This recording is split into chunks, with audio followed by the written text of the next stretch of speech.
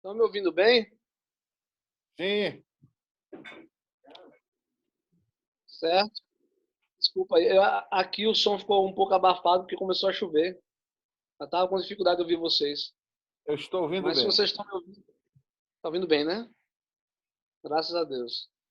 Gente, a gente dá continuidade, né?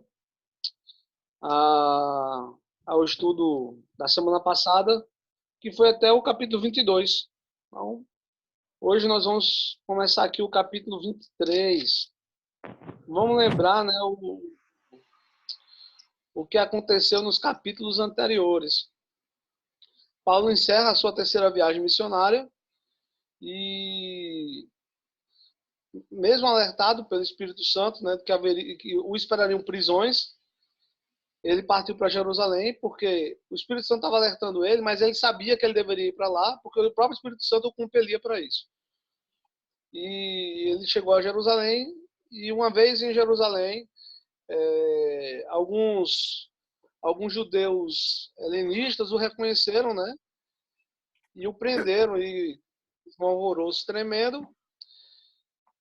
E ele foi, né, preso pelo comandante Cláudio Lísias.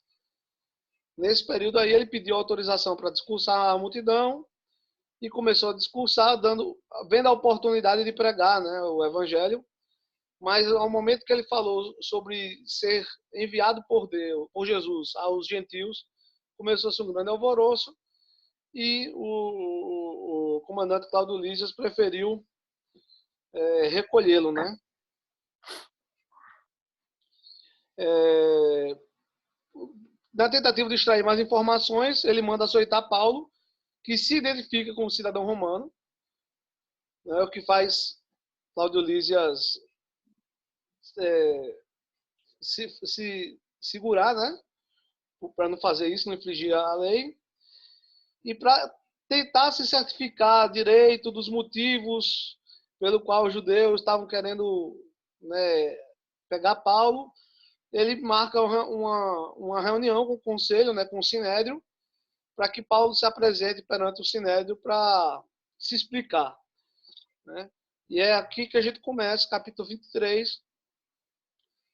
Vou começar a leitura aqui, essa tradução minha aqui, deixa eu conferir, é a revista e atualizada.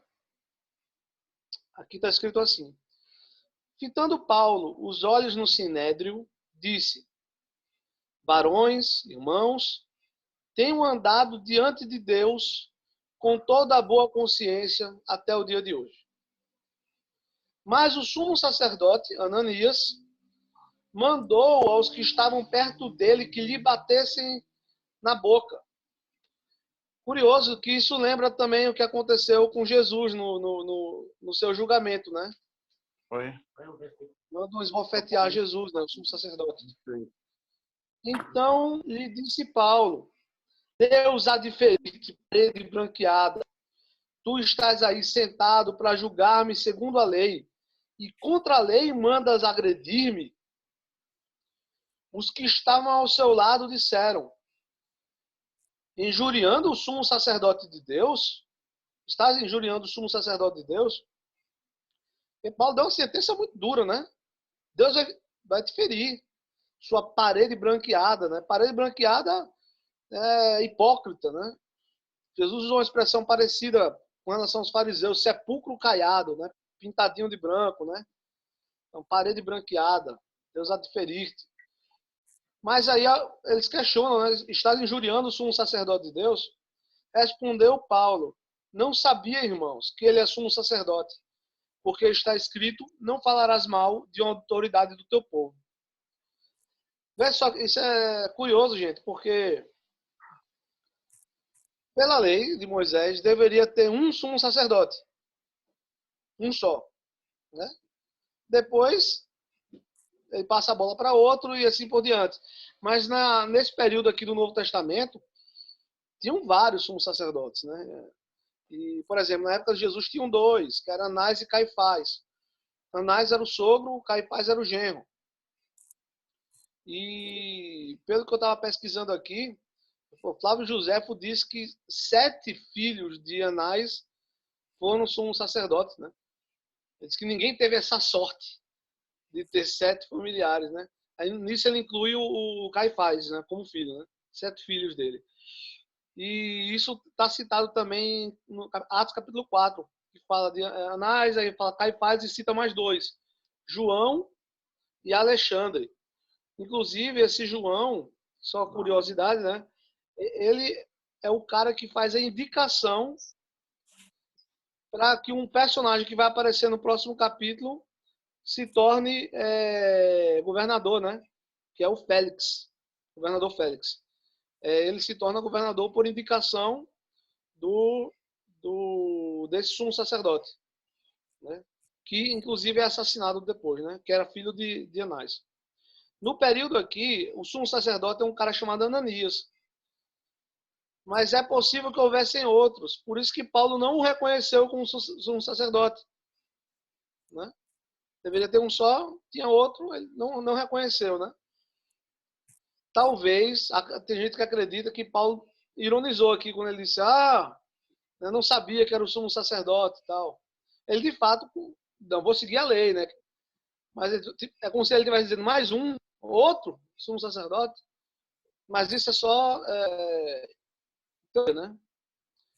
Então vamos continuar. Os que estavam ao seu...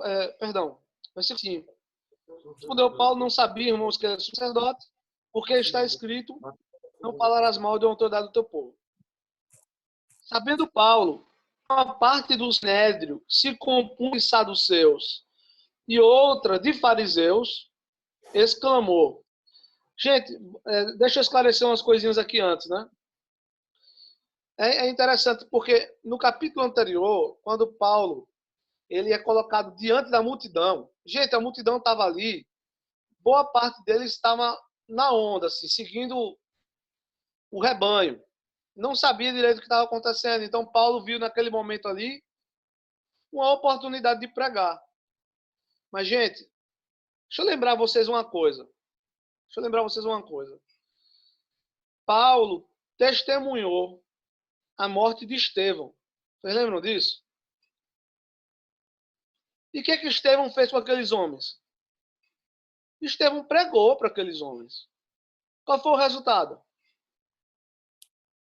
Nenhum daqueles homens se converteu, com exceção dele, que se converteu porque o próprio Jesus foi até ele, né? Diga-se de passagem. Mas a pregação só provocou a ira daqueles homens. Então, Paulo, nesse momento aqui, ele é muito sagaz. Ele estava diante do sinédrio, diante de fariseus e saduceus. Ele não ia pregar ali. Não ia dar certo. Não ia ser produtivo. Então, ele usa de estratégia. Olha o que acontece aqui. Sabendo Paulo que uma parte dos sinédrios se punha de saduceus e outra de fariseus, exclamou. Varões, irmãos, eu sou um fariseu, filho de fariseus. No tocante à esperança e à ressurreição dos mortos, sou julgado. Eu explicar aqui, na época de Jesus existiam vários partidos religiosos e partidos políticos também. Os 2 principais partidos religiosos eram os saduceus e os fariseus. E eles, como é que funcionava assim? Os saduceus, eles eram a aristocracia, eles eram os mais ricos. Eles eram responsáveis por cuidarem do templo. E alguns acreditam que o nome saduceus venha da versão grega do nome Zadok, que é Saduc. E que eles têm alguma relação com a linhagem de um sacerdote chamado Zadok. Não o Zadok que aparece na Bíblia, um posterior. E os fariseus, né, só aproveitando que eu estou falando de origem, né, vem de um grupo chamado Perushim, que quer dizer os separados. Surgiram bem perto, assim, na mesma época, praticamente, pouco mais de 100 anos antes de Jesus. Na época de um cara chamado João Hircano, né? Acho que qualquer coisa o pastor Tiago pode falar mais sobre esse período aí. Né? E os saduceus, gente, eles não criam nem anjo, nem espírito, nem demônio, nem ressurreição dos mortos, não criam nada disso. Já os fariseus criam tanto em anjo, quanto em espírito, quanto em ressurreição dos mortos. E a doutrina dos fariseus, vou dizer assim, a teologia dos fariseus, ela é próxima da nossa, no sentido de que Jesus ensinou sobre ressurreição, né, sobre revelação de Deus. Nesse aspecto aí, é muito mais parecido. Os saduceus, apesar de ter esse aspecto religioso, eles estavam mais para um grupo político. Né? Eles defendiam seus próprios interesses. Eles estavam preocupados com seus interesses, né, e negavam essas coisas espirituais. Com exceção do próprio Deus, o resto era tudo... Eles negavam, né? E os fariseus... existiam aristocratas entre os fariseus? Sim, existiam, mas a maioria dos fariseus era... me perdoe a licença, eles eram como se fosse a classe média, né? Não, e o maior número que teve de fariseus, assim, é 6 mil fariseus. Não era tipo assim, a população inteira estava dividida em um grupo ou em outro, né? Os saduceus já era um grupo aristocrático, os fariseus tinham entre eles aristocratas, tinham escribas entre os fariseus, que eram doutores da lei, né? Mas tinha muita gente comum entre os fariseus, né? Gente que não era pobre, mas ficava mais ali no meio, né? Artesãos, o próprio Paulo, né? Artesãos, construtores e coisas do tipo. Embora os saduceus fossem em menor número que os fariseus, eles tinham mais poder político. Eles eram mais ricos, né, tal. E o que é que Paulo usa nessa estratégia aqui? Uma outra coisa importante sobre os fariseus, viu, gente, é que, embora fariseu tenha tomado a conotação assim, de hipócrita, sinônimo de hipócrita, né? Originalmente, era um grupo temente a Deus. Os perushim era um grupo de gente piedosa, gente temente a Deus, gente preocupada em obedecer a Deus. Mas é aquilo, né? Eles morreram e os seus filhos, netos e por aí vai, os seus descendentes assumiram o seu lugar. Então, eles acabaram dando continuidade ao aspecto só superficial da coisa, ignorando a essência desse grupo, que era de realmente ser zeloso com Deus, guardar a lei e obedecer os mandamentos do Senhor. Então, Paulo aproveita, né, essa principal diferença, né, desses grupos, que é a crença na ressurreição. E, gente, quando ele fala aqui que ele é muito estratégico. No tocante à esperança e à ressurreição dos mortos, sou julgado. Ele está falando de Jesus. Jesus ressuscitou dos mortos. A crença na ressurreição não, vamos dizer assim, não ofenderia os fariseus, mas coloca em xeque a questão dos saduceus. Então ele quer jogar um grupo contra o outro. Ele é muito inteligente nisso aí. E ele continua, né? Ó, vê só. Então, sim, versículo 7. Dita estas palavras, levantou-se grande dissensão entre fariseus e saduceus, e a multidão se dividiu. Pois os saduceus declaram não haver ressurreição, nem anjo, nem espírito, ao passo que os fariseus admitem todas estas coisas. Tem tradução que diz assim, admite uma coisa e outra. Houve, pois, grande vozearia, e levantando-se alguns dos escribas, da parte dos fariseus, contendiam. Não achamos neste homem mal algum. E será que algum espírito ou anjo lhe tenha falado? Vai. Que realmente algum espírito falou com esse cara, algum anjo. Aí já era praticamente uma provocação dos saduceus. Eles tomam partido de Paulo, porque Paulo é fariseu, e porque Paulo quer que eles entendam que toda a perseguição da liderança do templo, dos sumos sacerdotes, se dá ao fato de crenças que eles também tinham. Porque, vê só, os fariseus e os saduceus se unem para crucificar Jesus naquele momento, mas eles não eram, tipo, eles se opunham mesmo. Então, Paulo chega assim, ele tenta fazer os fariseus perceberem que a oposição à ressurreição é o principal motivo, né? E causa esse tumulto todo.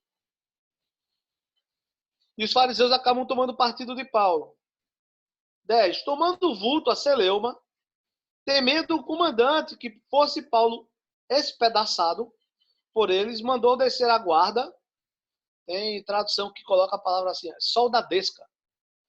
Mandou descer a soldadesca para que o retirassem dali e o levassem para a fortaleza. Ia ser completamente improdutivo, então Paulo chega, lançou essa divisão aí, deixou ele se demorando e acabou que o comandante retira Paulo. Na noite seguinte, o Senhor, pondo-se ao lado dele, gente, isso é tão bonito, sabe? Jesus já tinha dito para Paulo que apareceria muitas outras vezes a ele. Né? Mas aqui, ó, eu não sei como está em outras traduções, mas olha que expressão. O Senhor pondo-se ao lado dele. Gente, isso é muito, muito legal. Disse, coragem. Pois do modo porque deste testemunho ao meu respeito em Jerusalém, assim importa que também o faças em Roma. Coragem. Pensou, gente, que experiência fantástica. O próprio Jesus chegar do seu lado assim e dizer, ó, coragem. E o que Jesus está dizendo também para ele é o seguinte, ó, você não vai morrer aqui. Você vai a Roma. Né? Ele dá um ânimo para Paulo, mas ele diz também, ó, não é aqui que você vai morrer não, a história não vai acabar aqui não. Eu quero que, assim como você testemunha aqui em Jerusalém, que você testemunhe em Roma. Então Paulo já sabia também para onde ia. Inclusive, mais adiante, ele cria a oportunidade de ir a Roma, porque ele sabia que é para lá que o Espírito Santo queria que ele se dirigisse, para dar testemunho lá.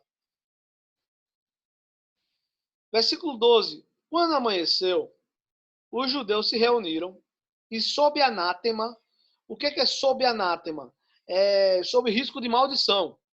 Vamos dizer assim, um termo mais fácil a gente entender. Sob sentença de maldição. E sob anátema juraram que não haviam de comer nem beber enquanto não matassem Paulo.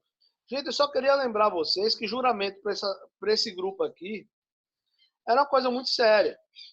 Entendeu? Capítulo 30 de Números fala de juramento. Se alguém quiser ler mais a respeito, vai lá, Números capítulo 30, falando sobre o juramento. Juramento é uma coisa muito séria. Né? E poucas situações alguém se livrava, vamos dizer assim, do juramento precipitado que tinha feito. Geralmente só quando alguém superior a você em hierarquia não autorizava, de imediato. Somente nessas circunstâncias um voto era invalidado, um voto precipitado.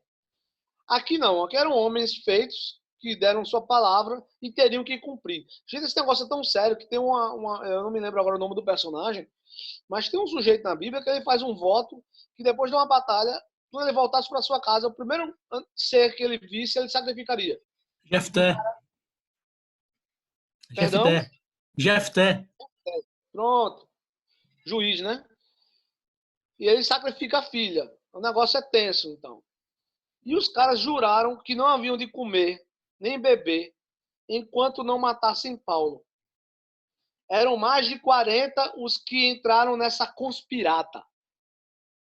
Palavra legal, não conhecia não, conspirata. Estes, indo ter com os principais sacerdotes e os anciãos, disseram, vê só,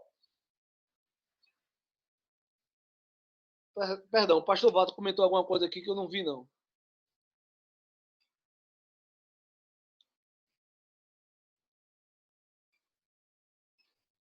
O pastor Walter disse que sempre evita rir desses caras que morreram de fome e de sede. Confesso que é difícil realmente segurar o riso, né? Porque se deram mal. Mas o pastor Walter tá dando spoiler aqui. Espera aí, vamos. Calma lá, pastor Walter. Dê spoiler não. Cara, gente, olha só. Estes indo ter com os principais dos sacerdotes anciãos. Não partiu esse plano aqui. Não partiu dos principais dos sacerdotes. Isso é uma coisa interessante.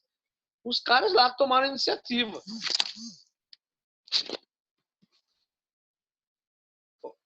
Os caras lá tomaram a iniciativa e eles foram apresentar o plano aos principais dos sacerdotes anciãos.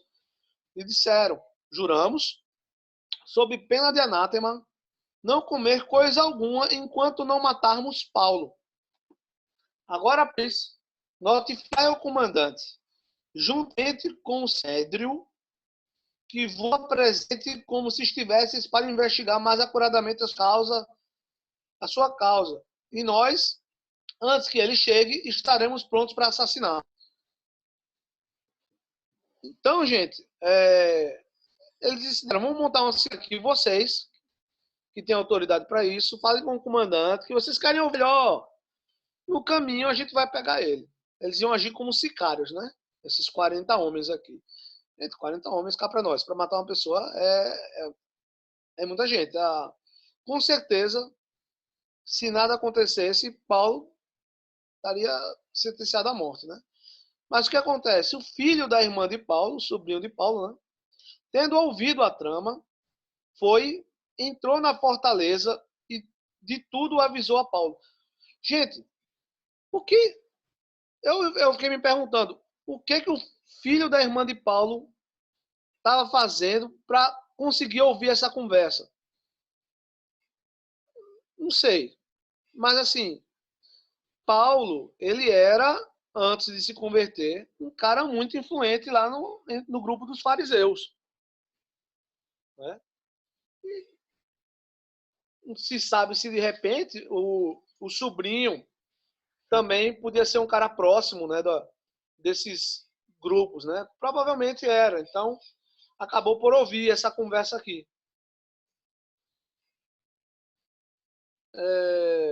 E ele entrou na fortaleza e de tudo avisou a Paulo. Então, este, chamando um dos centuriões, disse, ó, leva este rapaz ao comandante, porque tem alguma coisa a comunicar-lhe. Tomando-o, pois, levou-o ao comandante, dizendo, o preso Paulo, chamando-me, pediu-me que trouxesse a tua presença este rapaz, pois tem algo que dizer-te. Tomou pela mão o comandante e, pondo-se à parte, perguntou-lhe, que tens a comunicar-me? Respondeu ele, os judeus decidiram rogar-te que amanhã apresentes Paulo ao sinédrio, como se houvesse de inquirir mais acuradamente a seu respeito.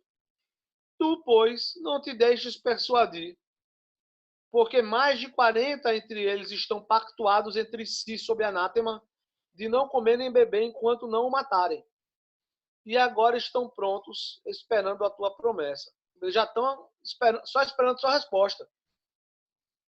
Então o comandante despediu o rapaz, recomendando-lhe que a ninguém dissesse ter trazido estas informações.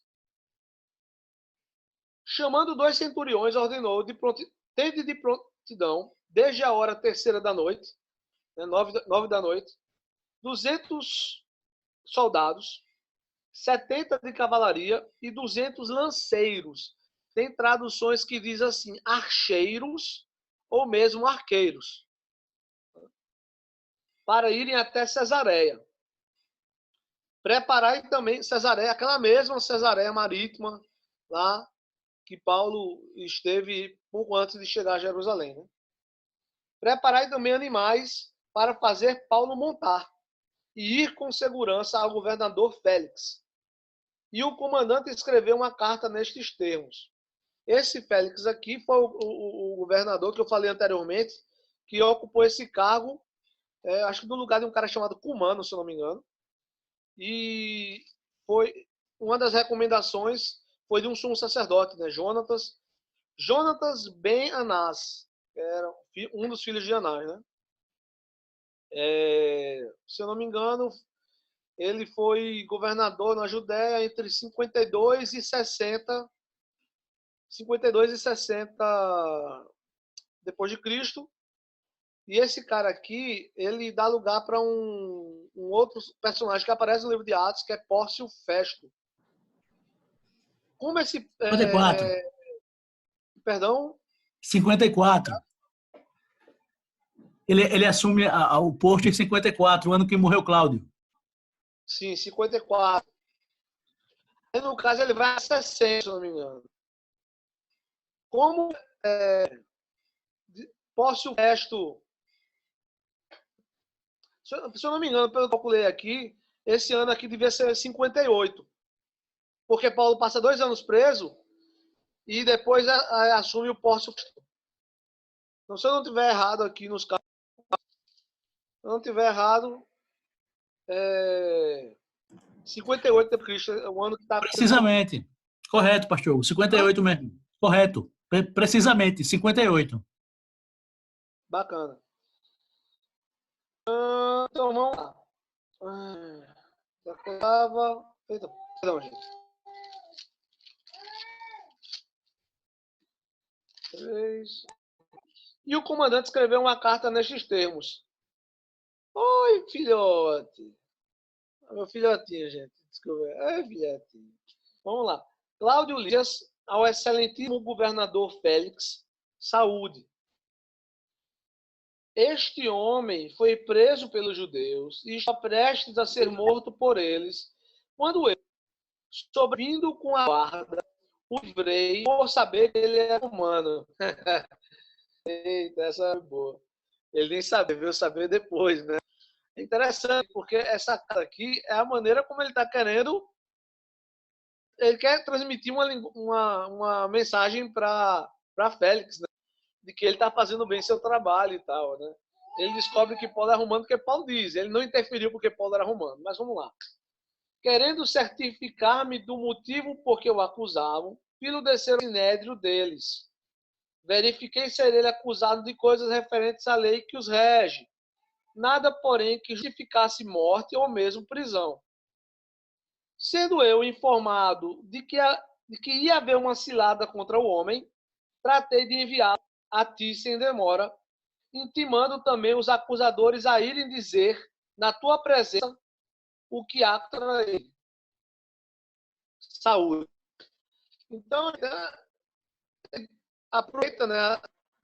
Tira Paulo, para livrar Paulo cilada, se livra, né, desse problema que é Paulo não, passa para o governo Félix, e ele envia Paulo, mas ele avisa também aos acusadores que devem se apresentar de férias para prestar o libelo. Né? O libelo é um jurídico para associar termo de acusação ou defesa do cara antes da audiência em si.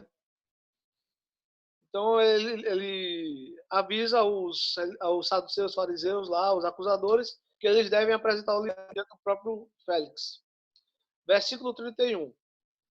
Os soldados, pois, conforme lhe foi ordenado, tomaram Paulo durante a noite e o conduziram até Antipátride. Essa cidade aqui de Antipátride, é difícil de falar assim. Antipátride. Pronto, consegui. Antipátride ficava no meio do caminho entre Jerusalém e Nazaré. 28 quilômetros, mais ou menos, de distância, né? E era, se eu não me engano, Ferote II que fundou essa cidade aí e botou esse nome em homenagem ao pai dele, Antipatro. Ou Antipater, né? Depende da língua. E tem um posto avançado dele, dos romanos lá. Né? No dia seguinte, voltaram para a fortaleza, tendo dado os de cavalaria irem com ele. Aqueles 400 outros soldados voltam, e só os de cavalaria, só aqueles 70 homens acompanham Paulo até Cesareia, onde ficava, né, o lugar do governador, né? Ele governava Cesareia. Os quais, chegando a Cesareia, entregaram a carta ao governador e também lhe apresentaram Paulo. Lida a carta, perguntou o governador de que província ele era, e quando soube que era da Cilícia, disse: "Fiquei quando chegarem os acusadores", e mandou que ele fosse detido no pretório de Herodes. E chegando aqui, a gente encerra o capítulo 23, um capítulo relativamente curto, mas ele é a produção para um momento muito, muito legal. Gente, capítulo 24 vai ser a aula ministrada pelo pastor Tiago na próxima semana. É sensacional, né? Recomendo que ninguém falte. Pastor, não quer não aproveitar o embalo e pegar o 24 agora? Não. Sim. Eu vou só aqui tem um trecho aqui, eu chego a me empolgo para ver. Então, Mas porque é o eu não seguinte... lembro. Como você vai estar fazendo agora, por fazer a leitura e vai Você comentando. Tá muito tem que criar o bom. hype. Como? Eu acho que tem que criar o hype próxima semana. O que você Você, acha? você quem sabe. Por mim, poderia ir. No seu pessoal. O que é que acha? Viu? O Ó, que vocês acham, pessoal? então, vamos fazer o seguinte, eu continuo. Você Que fica pode continuar. para essas informações. Agora o som tá ruim, viu? O problema só, velho, é que tá oscilando agora o seu áudio. A conexão deve estar oscilando, aí tá falhando um pouco. Se quiser tentar desconectar e conectar de novo, vai ser melhor. O que é que tu acha? Eu vou fechar e sair e voltar. Pessoal, você segue me estar. Na hora, então, encerrar. Encerrar agora, que é melhor. De criar para a próxima semana. Melhor. Tá cortando aí.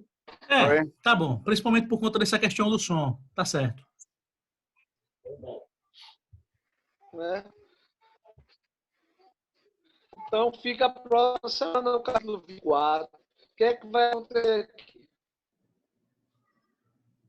Melhorou um pouco? Dá um resumo aí. Não.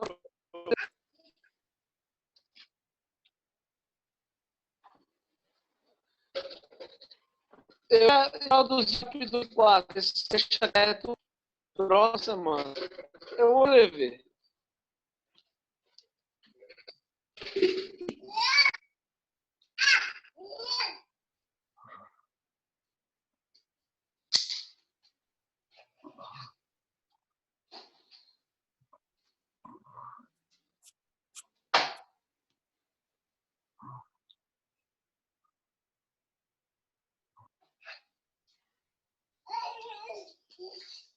Dá um resumo aí. Pra ficar melhor.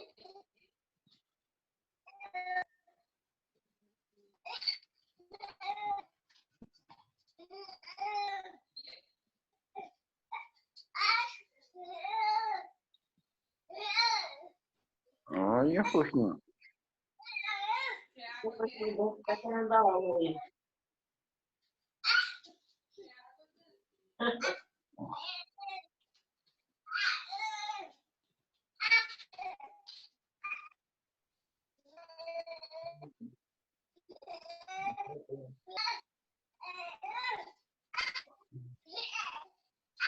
Não vou passar aqui, dar um resumo aí do que ele entendeu.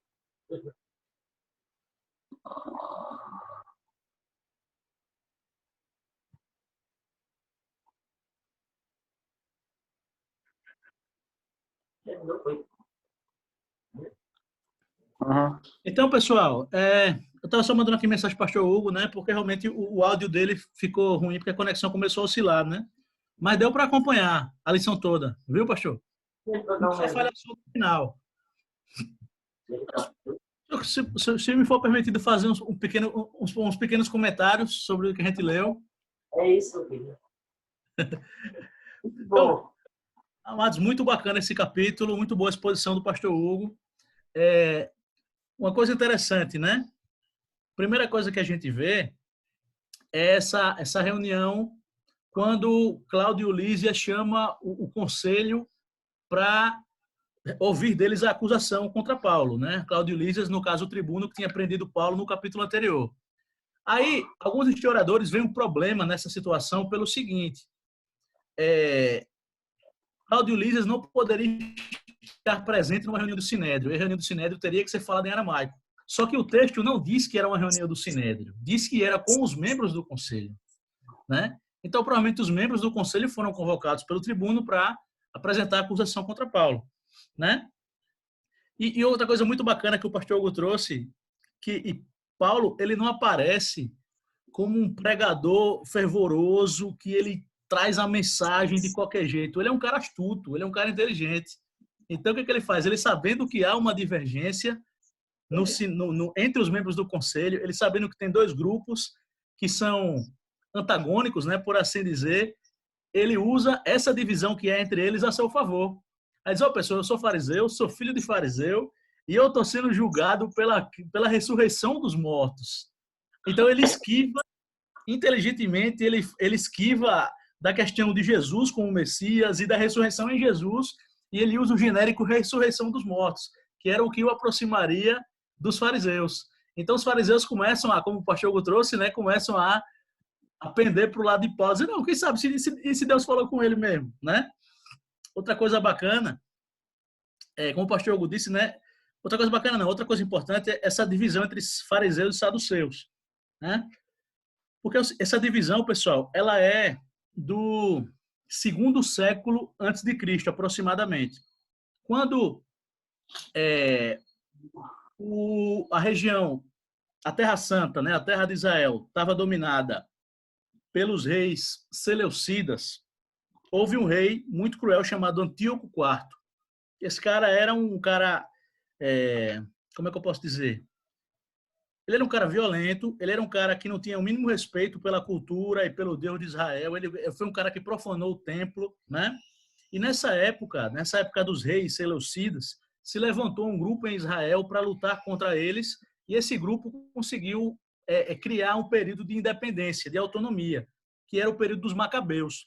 Quem tiver uma Bíblia católica pode ver 2 livros, que é o primeiro livro dos Macabeus e segundo livro dos Macabeus, que os católicos chamam de livros deuterocanônicos e para nós são livros apócrifos, são livros que não entram no cânon. Mas esses livros, eles têm um valor histórico. Então eles trazem essa informação histórica, eles dizem o que aconteceu naquela época. Então a família de um cara chamado Judas Macabeu, Judas e seus 5 filhos, eles criaram um movimento, eles eram descendentes de Levi, né? Eles eram de linhagem sacerdotal, e eles iniciaram um movimento armado contra os invasores. E eles trouxeram de novo soberania a Israel.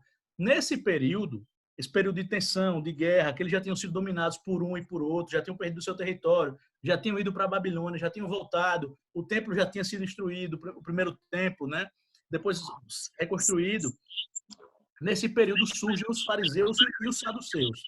Os fariseus são o grupo que cria as sinagogas. As sinagogas são criação desse período pós-destruição do primeiro templo. É por isso que no Antigo Testamento a gente não vê referência a sinagoga nenhuma, né? Porque não existe no Antigo Testamento. Então, os fariseus constroem as sinagogas e eles são um grupo, como trouxe o pastor uma informação muito precisa, esse termo fariseu significa separados, né? Eles se diziam um grupo santo, né? Um grupo religioso, não era separado no sentido de ascetismo, né? Mas no sentido de preservação da lei de Israel.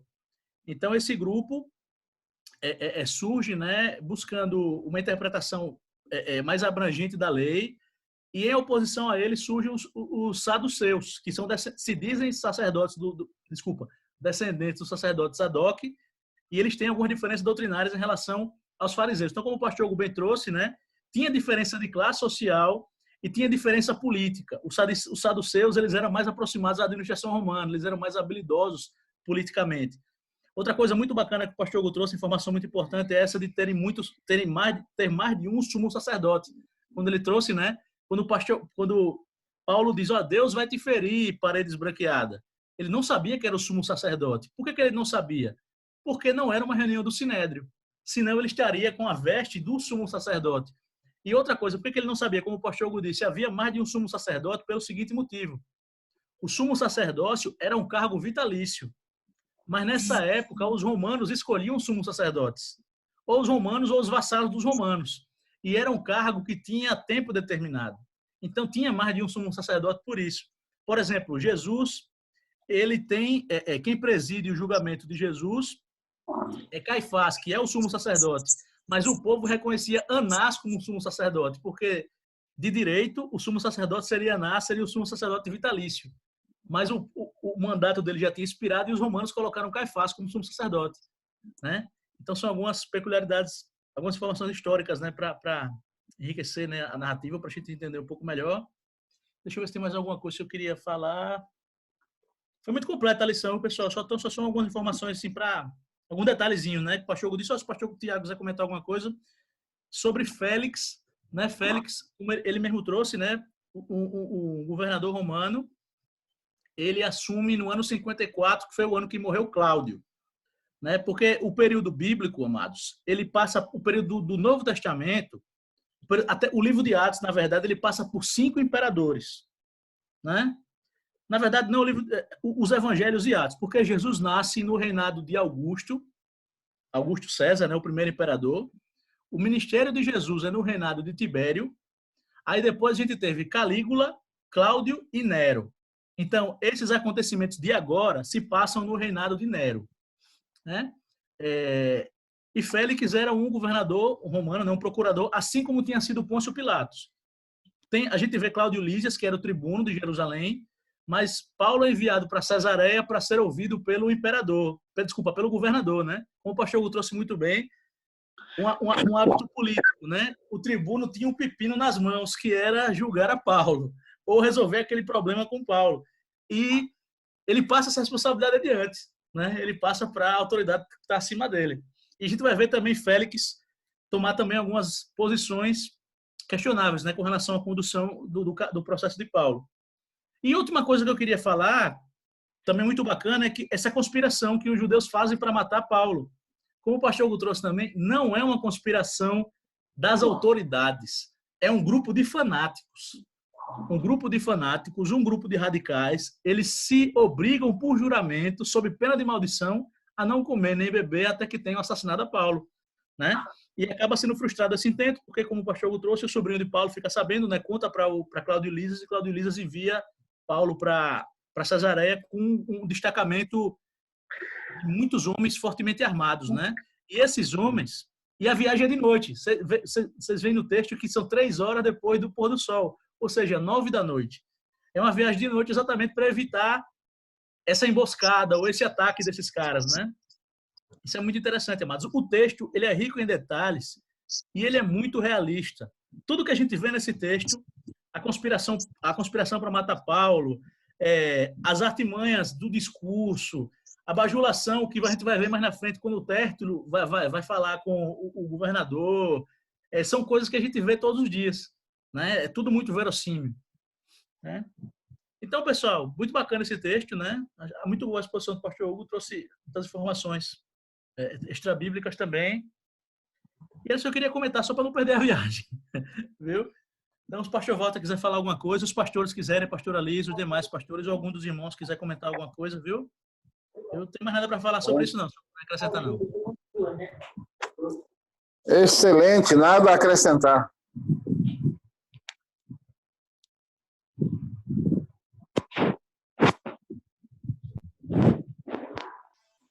Pessoal, vou dar uma descidinha que a minha mãe trouxe um bolo. Eu vou lá buscar na portaria. Já volto.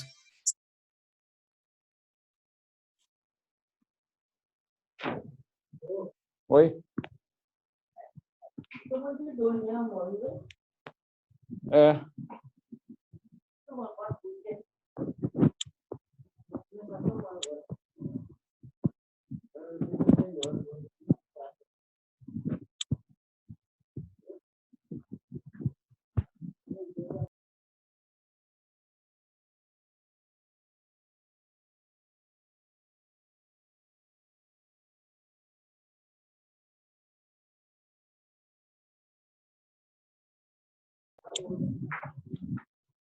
Vamos orar para terminar. Eu gostaria que o Wesley orasse pelo final da nossa escola.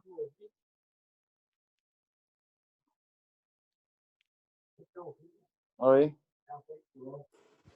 Amém. Vamos orar. Senhor Jesus, nós te agradecemos, Senhor, por esse tempo de aprendizado, Senhor, através da tua palavra. Nós te agradecemos pela vida dos nossos pastores, Senhor, que estão sempre estudando para ministrar a palavra às nossas vidas. Te agradecemos especialmente pela vida do pastor Hugo hoje, que trouxe esse ensino para a gente no capítulo 23 de Atos, Senhor. Obrigado, Senhor, por nos mostrar tantas coisas, Senhor, através da tua palavra, nesses estudos. Obrigado, Senhor Jesus, porque o teu Espírito Santo é o mesmo lá do tempo dos apóstolos, é o mesmo hoje, que também conduz nossa vida, que também nos orienta, que também nos dá revelação de ti. Nós te agradecemos por isso, Senhor. Queremos permanecer firmes em ti, na tua palavra, no teu ensino a cada dia, Senhor. nos aprofundando cada vez mais, Senhor, para crescermos cada vez mais em Ti, na Tua graça e na Tua verdade, Senhor. Abençoa cada um dos meus irmãos, Senhor. Dá a eles, Senhor, um ótimo dia, um ótimo domingo. E cada um deles, Senhor Jesus, tenha um tempo maravilhoso nas suas casas, tenham toda a provisão, tenham tudo aquilo que eles precisarem, Senhor, nas suas vidas hoje, Senhor, para a honra e glória do Teu santo nome. Em nome de Jesus. Amém.